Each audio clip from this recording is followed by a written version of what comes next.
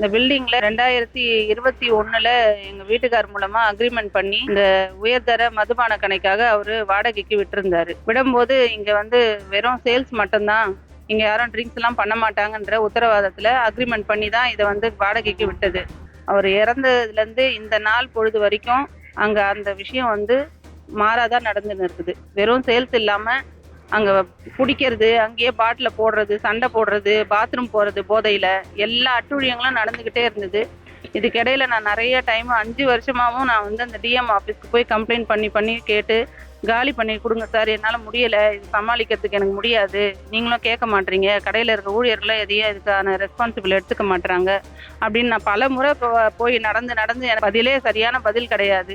இது விஷயமா ஸ்டேஷன்ல போய் கேட்கலான்னாலும் எனக்கு அதுல வந்து நம்பிக்கை இல்லாத தனமா ஆயிடுச்சு. 5 வருஷம் அக்ரிமெண்ட் முடிஞ்சுது. அக்ரிமெண்ட் முடிஞ்சு டிஎம் சாரை வந்து பார்த்து, சார் இது முடிஞ்சிருச்சுங்க சார், எனக்கு இதுக்கு மேல காலி பண்ணி கொடுங்க அப்படின்னு சொன்னதுக்கு அப்புறமும் அவங்க வந்து மறுபடியும் அதை 5-6 மாசமா நடத்திக்கிட்டே தான் இருக்கிறாங்க. இதுல எனக்கு வாடகை பணம் பாத்தீங்கன்னா பாதி பணத்தை தான் கொடுக்குறாங்க, மீதி பணம் வந்து இன்னொருத்தர் சம்மந்தமே இல்லாத ஒருத்தருக்கு போயிட்டு இருக்குது.